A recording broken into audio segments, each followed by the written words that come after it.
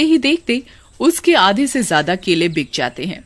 फिर वो गांव में दूसरी तरफ बाकी केले बेचने जाता है। केले ले लो, केले वाले, केले ले लो। भैया मुझे केले दे दो, ताजे देना। केले ले लो।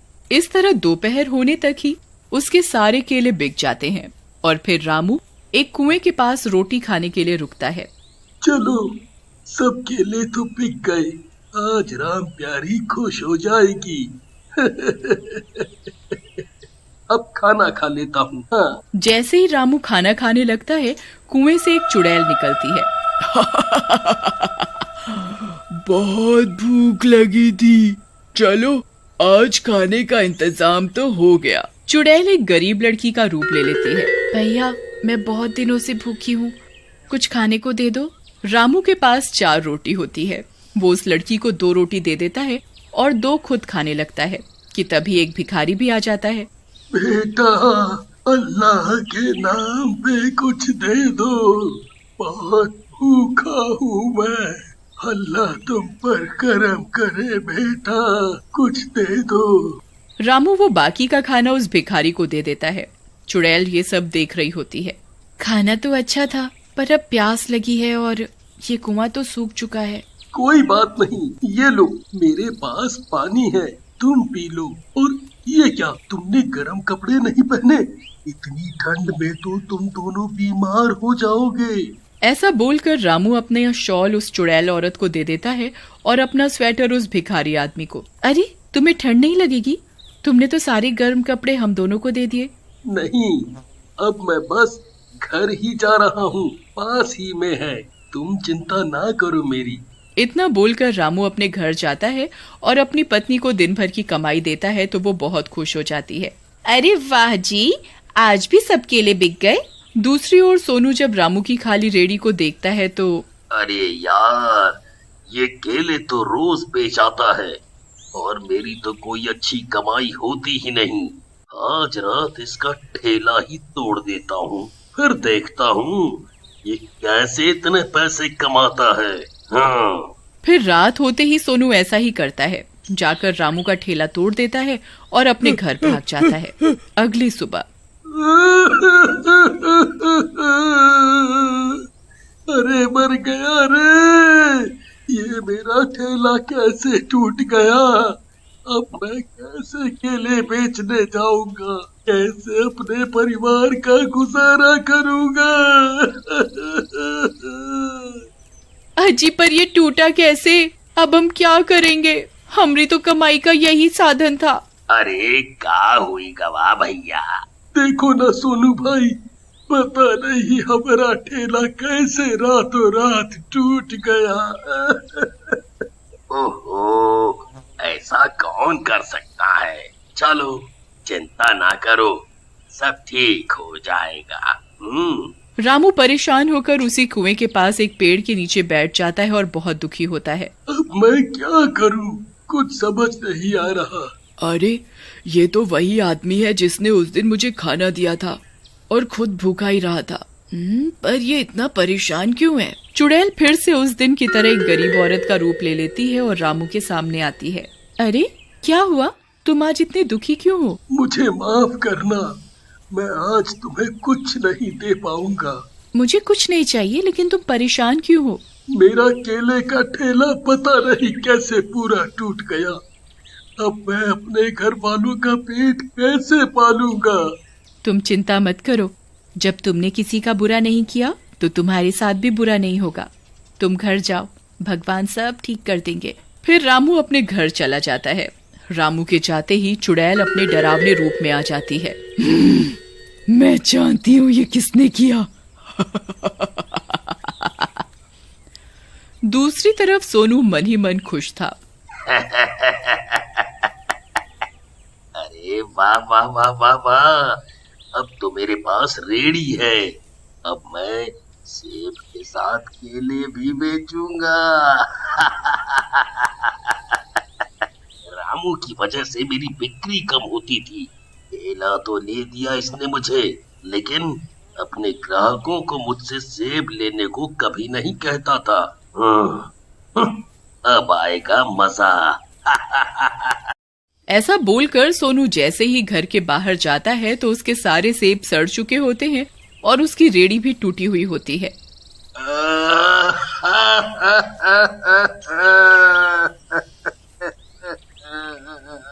अरे मर गया रे, ये किसने किया? नहीं नहीं, हाय रे मेरी फूटी किस्मत, ये सेब इतने महंगे थे, ये क्या हो गया?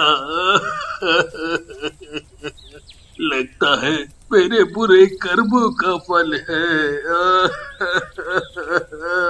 हाय हाय हाय, मैं क्या करूं? वहीं दूसरी तरफ चुड़ैल रामू के सामने आकर खड़ी हो जाती है। रामू बहुत डर जाता है।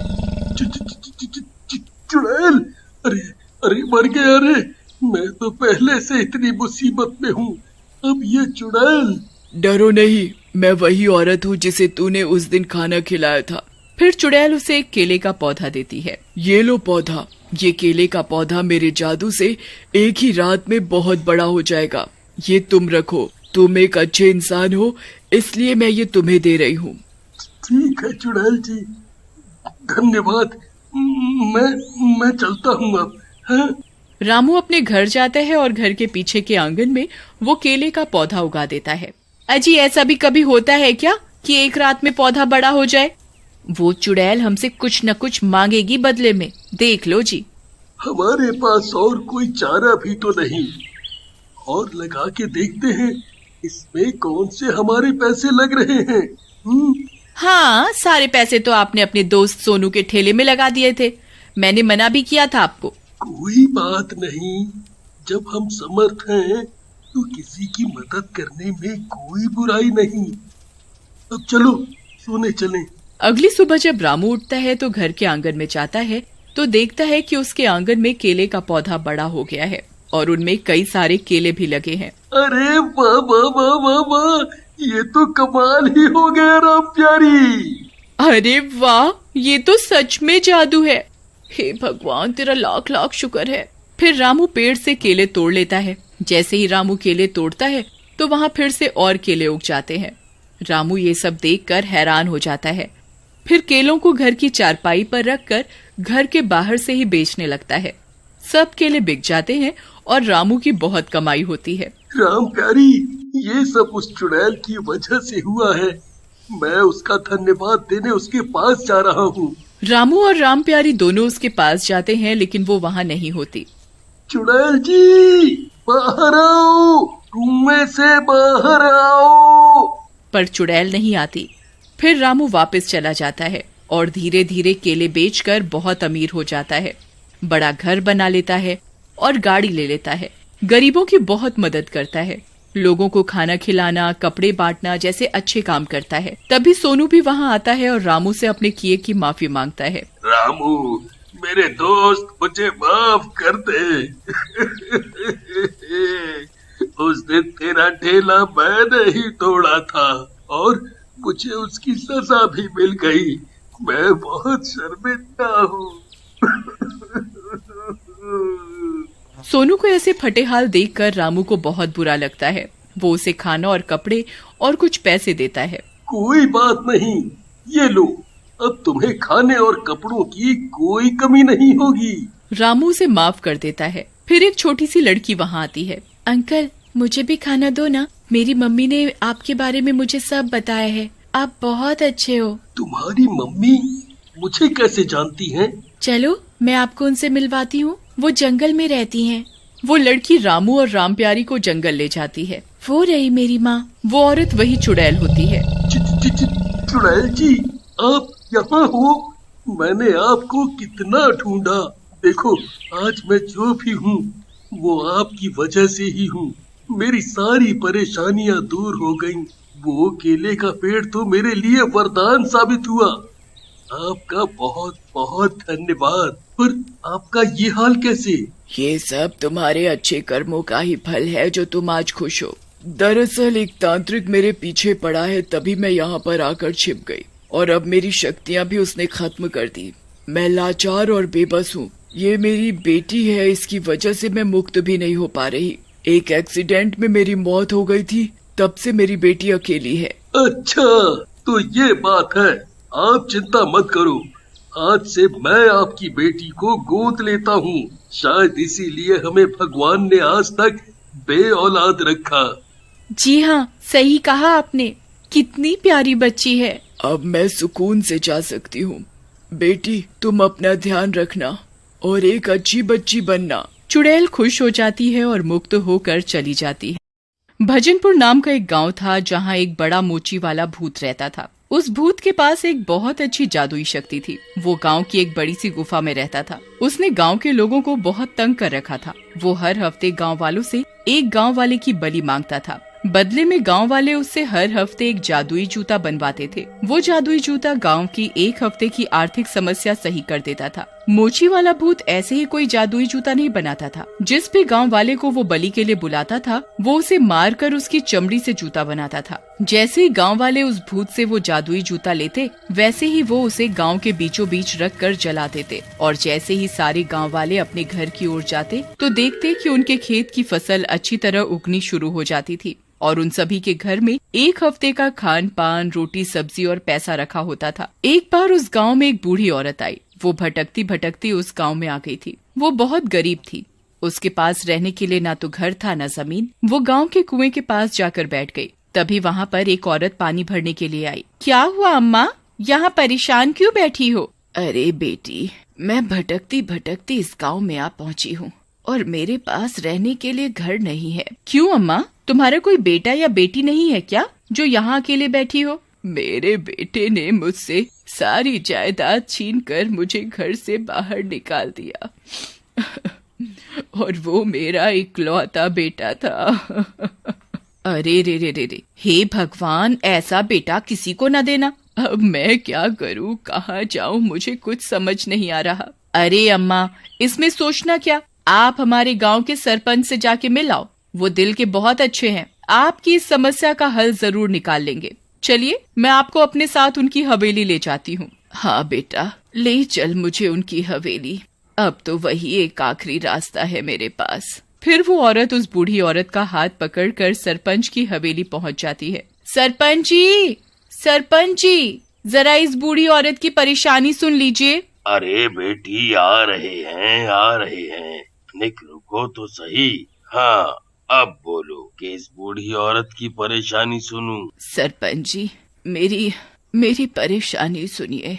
मेरे पास रहने को घर नहीं है, खाने के लिए खाना नहीं है, एक आना पैसा भी नहीं है। आप ही बताइए क्या करूं मैं? अच्छा, ठीक है, मैं समझ गया आपकी परेशानी। अब तो एक सुझाव है। क्या सुझाव? आपको हमारे साथ एक गुफा में चलना होगा। वहाँ पर एक मोची वाला भूत रहता है जो जूता बनाता है। इस हफ्ते आप वो जूता ले लेना और उसे गांव के बीचों बीच रख कर जला देना। फिर आपको आपका घर मिल जाएगा बिना मेहनत किए। अच्छा, ठीक है, मैं समझ गई। मैं ये काम करने के लिए तैयार हूँ। अगले हफ्ते सरपंच और सारे गांव वाले उस बूढ़ी औरत को और अपने साथ एक गांव वाला बलि के लिए गुफा के अंदर ले जाते हैं। आ गए मेरी बलि लेकर। अब की बार थोड़ा हट्टा कट्टा सा लाए हो ना, पता है ना, अच्छी बलि उतने अच्छे से समस्या भी हल होगी गांव की। हाँ, आपके लिए अब की बार अच्छी बलि लाए हैं। अब की बार वो जादुई जूता इस बूढ़ी औरत के हाथ में दे दीजिएगा। अच्छा, ठीक है, अब लाओ मेरी बलि। गांव वाले एक मोटे से आदमी को गुफा में मोची वाले भूत के पास भेज देते हैं। बूढ़ी औरत को ये सब कुछ समझ नहीं आता, इसलिए वो इस बारे में सरपंच जी से बात करती है। सरपंच जी, मुझे ये सब कुछ समझ नहीं आ रहा। आप सभी गांव वाले इस आदमी को अकेले गुफा के अंदर क्यों भेज रहे हैं? अरे अम्मा जी, ये जाएगा तभी तो जादुई जूता मिलेगा। अच्छा आओ, रहने दीजिए, अभी आपको कुछ समझ नहीं आएगा। अब तो आप इसी गांव में रहेंगी ना, फिर धीरे धीरे पता चल जाएगा। तब तो वो बूढ़ी औरत चुप हो जाती है। फिर अगले दिन वो देखती है कि उसके घर के बाहर 2 आदमी उस मोची वाले भूत की बातें कर रहे हैं, इसलिए वो चुपचाप घर के अंदर छिपकर उनकी बातें सुन रही होती है। अरे भाई, उस मोची वाले भूत की वजह से एक समस्या और खड़ी हो गई। क्या भाई, कौन सी समस्या? मुझे तो कोई समस्या नहीं है। अरे भाई लोग, तुमने देखा नहीं कैसे वो भूत एक एक करके हर हफ्ते एक गांव वाले की बलि ले लेता है। गांव की कितनी आबादी तो कम हो चुकी है। हाँ भाई, इस समस्या पर तो मैंने ध्यान ही नहीं दिया। और ऊपर से जिस गांव वाले की बलि लगती होगी, उस गांव वाले के घर वाले उसके लिए कितना परेशान हो जाते होंगे। हाँ भाई, सही कहा। अच्छा, मैं क्या कहता हूँ, चलो सरपंच जी से इस बारे में बात करते हैं। हाँ भाई, सही कह रहे हो, चलो चलते हैं। और वो दोनों गांव वाले सरपंच के घर की ओर निकल जाते हैं। बूढ़ी औरत को सब कुछ समझ आ जाता है। हे भगवान, ये लोग हर हफ्ते एक गांव वाले की बलि चढ़ाते हैं, और वो भी एक जादुई जूते के लिए। अगर इन्हें कोई न मिला तो एक दिन ये मुझे बलि के लिए भेज देंगे। अब मैं क्या करूं? फिर वो बूढ़ी औरत उन गांव वालों के पीछे पीछे उनकी और सरपंच की बातें छिपकर सुनने जाती है। वो बूढ़ी औरत एक दीवार के पीछे छिप जाती है और उन सब की बात गांव वाले सरपंच को सारी समस्या बता देते हैं। अच्छा, ये बात है, मैं समझ गया। बात तो सोचने वाली है और इसका हल भी मैं जल्द ही निकाल लूंगा। हाँ सरपंच जी, हर हफ्ते अगर हम बलि के लिए एक गांव वाला भेजते रहेंगे, ऐसे पूरा गांव ही खाली हो जाएगा। हाँ, बलि भेजना भी मुसीबत है, और अगर जादुई जूता नहीं मिला तो भी मुश्किल। अच्छा, एक काम करते हैं, हम उस गांव वाले को बलि के लिए भेजा करेंगे बेरोजगार हो, जो कोई काम न करता हो और जो घर में अकेला रहता हो, उसका कोई परिवार वाला ना हो। ऐसी तो सिर्फ एक गांव वाली है। कौन? अरे वो ही सरपंच जी, वो जो नई नई आई है गांव में, वो बूढ़ी औरत। हाँ, वो भी सही है। अगले हफ्ते उसे ही भेजेंगे बलि के लिए। ये सब सुनकर वो बूढ़ी औरत बहुत घबरा जाती है। हे भगवान, अब मैं क्या करूं? मुझे तो कोई बचाने वाला भी नहीं है। मैं मरना नहीं चाहती हूँ। और फिर वो घबराती घबराती अपने घर चली जाती है। और फिर अगले हफ्ते सारे गांव वाले उस बूढ़ी औरत के घर जाते हैं और उससे बलि की इजाजत मांगते हैं। ना भाई ना, मैं बलि के लिए नहीं जाऊंगी। ये कोई मामूली कुर्बानी नहीं है, जान की कुर्बानी है, और मुझे अपनी जान बहुत प्यारी है। अच्छा होगा आप हमारे साथ चुपचाप चल लें, नहीं तो हम आपको जबरदस्ती लेके जाएंगे। बूढ़ी औरत बहुत मना करती है, पर वो सब नहीं मानते और उसे खींचकर गांव से ले जाते हैं। तभी पीछे से एक नौजवान लड़का आता है और बोलता है, रुको सब, कहाँ ले जा रहे हो उस बूढ़ी औरत को? ए छोरे, कौन है तू? इस गांव में कैसे आया? हाँ, क्यों हमारे काम में बाधा बन रहा है? लगता क्या है तू इस बूढ़ी औरत का? मैं अभिनव हूँ और मैं इस बूढ़ी औरत का बेटा हूँ। मैं अपनी माँ को बचाने आया हूँ। मुझे सब पता चल चुका है। तुम सब क्या करने जा रहे हो? बूढ़ी औरत अपने बेटे को देखकर बहुत खुश हो जाती है और फिर वो बेफिक्र हो जाती है कि उसके साथ अब कोई कुछ नहीं कर सकता। अभिनव उन गांव वालों को रोकने की बहुत कोशिश करता है, पर वो कुछ कर नहीं पाता और वो गांव वाले बूढ़ी औरत को गुफा के अंदर भेज देते हैं और पीछे से छिपकर अभिनव भी आ जाता है। मोची वाले भूत के पास जाने से पहले वो अपनी माँ से मिलने जाता है। मेरा बच्चा, तू आ गया। मैं तुझे देखकर बहुत खुश हूँ। अब मुझे कोई डर नहीं। मुझे पता है तू मुझे कुछ होने नहीं देगा। हाँ माँ, मैं आ गया हूँ। मैं तेरी ममता समझ चुका हूँ। अपना पछतावा करने के लिए और तुझसे माफी मांगने के लिए मैं यहाँ आया था, तो मुझे तेरी बलि के बारे में पता चला। अब मैं तुझे कुछ नहीं होने दूंगा। तू चिंता मत कर, बस तू एक काम कर, उस मोची वाले भूत से बातों बातों में तू ये पता कर कि वो भूत कैसे बना, और पत्थर के पीछे से छिपकर मैं तुम दोनों की बातें सुनूंगा। अच्छा ठीक है, मैं उससे पूछ लूंगी। और फिर अभिनव छिप जाता है और बूढ़ी औरत उस मोची वाले भूत के पास चली जाती है। अरे वाह, आ गई मेरी बलि। अरे ये बली वली छोड़ो, पहले तुम ये तो बताओ कि पूरा गांव तुम्हें मोची वाला भूत करके बुलाता है। तुम्हारे इस नाम का राज क्या है? तू क्या करेगी जानकर? अरे भाई गुस्सा मत हो, और वैसे भी मुझे तो तुम मारने वाले हो ना, तो मारने से पहले मेरी ये आखिरी इच्छा पूरी कर दो और बता दो कि तुम्हारी कहानी क्या है। अच्छा चल ठीक है, मैं बताता हूँ। भूत बनने से पहले मैं एक मोची था। मैं इसी गांव में काम करता था।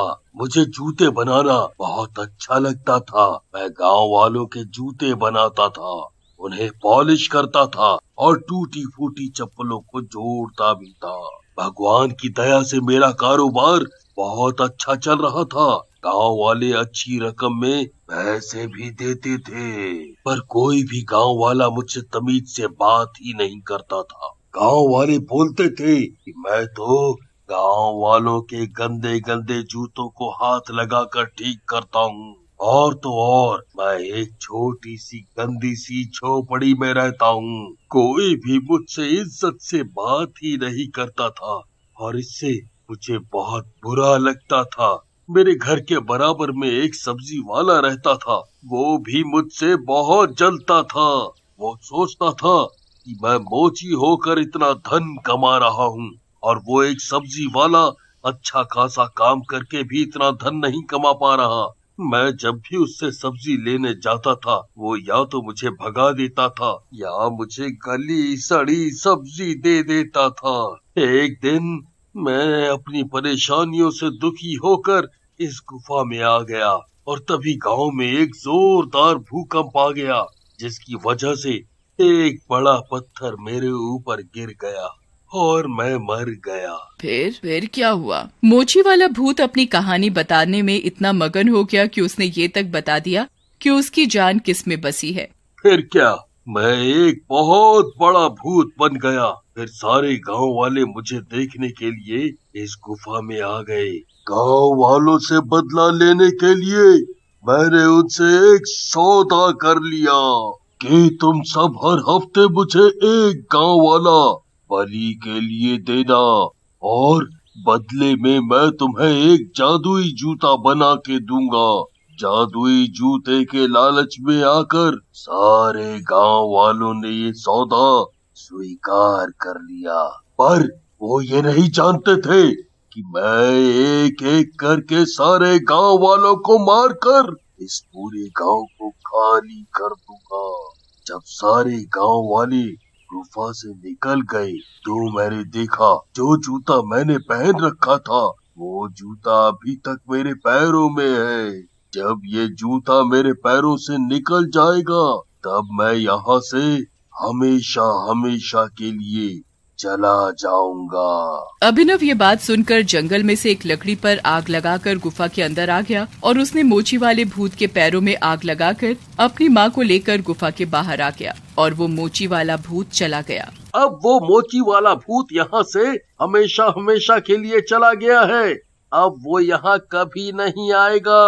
आप लोग आओ, अब आप सब सुरक्षित हैं। सभी गांव वाले अभिनव को बहुत शुक्रिया कर रहे थे। मुझे माफ कर दो माँ, मैंने तुम्हें प्रॉपर्टी के लालच में आकर घर से निकाला और तुम बेसहारा हो गई। अब मैं समझ गया हूँ कि लालच बुरी बला है। मैंने तुम्हें माफ कर दिया मेरे बच्चे। अभिनव अपनी माँ को लेकर अपने घर चला जाता है और गांव वाले एक सामान्य जीवन जीने लगते।